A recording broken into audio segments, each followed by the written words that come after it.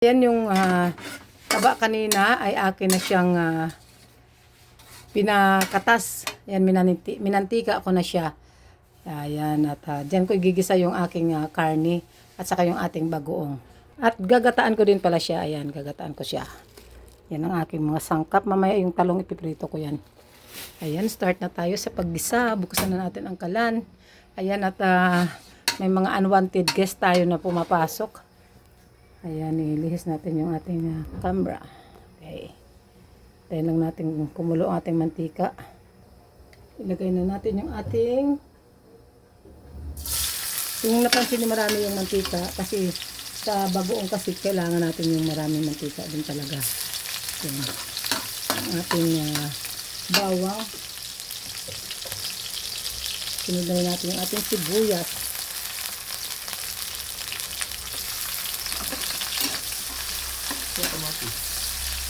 Wala naman kamatis eh.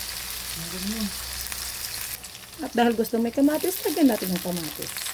Walang problema sa kamatis. Kasi meron lang naman. Palutuin muna natin yung ating kamatis.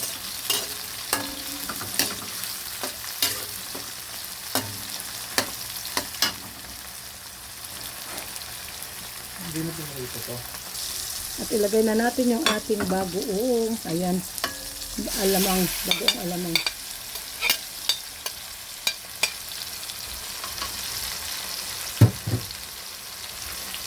Yan, bisa-bisa lang muna natin yun, guys.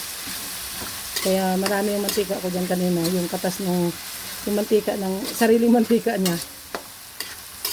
Yan, bisa-bisa lang natin yun, guys. Iwasan natin, guys, yung bagoong natin kasi masyadong marami. Yan. Tapos lulutuin ko na lang ito ulit.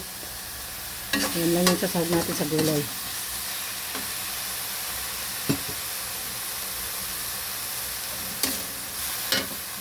Ito ng ating karne. Yan.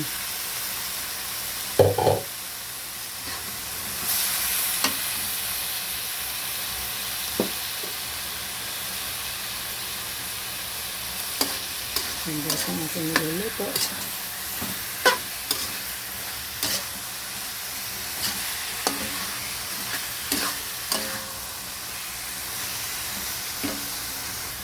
Dahil parang konti lang yung bagoong ko, dagdagan ko, bawasan ko itong ating tinabi.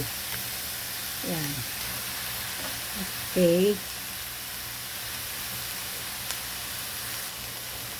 Ilagay ko na yung ating pangalawang gata muna yung ating ilagay para maluto yung ating karne.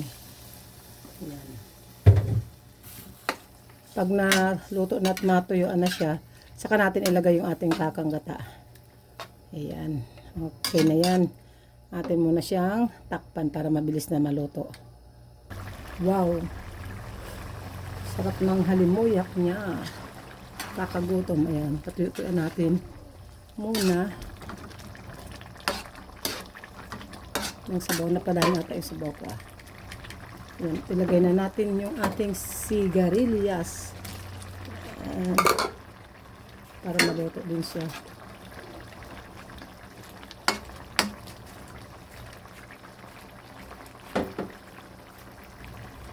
Tukunin natin yung sili, syempre. Ay, ano ba yun? Tumatalon pa.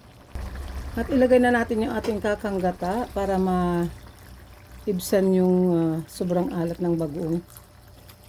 Yan. Although alam ko namang maalat talagang bagoong, pero sobra siyang alat. Hinugasan ko pa siya bago ko siya pilian at pinadrain. Pero maalat pa talaga. Sana ma-minimize na yung alat niya. At ayun na nga pala, guys, nilagay ko na yung aking pritong talong. Kaya ko siya nilagay dyan para ma-absorb niya yung lasa. Kasi yung talong, diba, walang lasa yun, guys.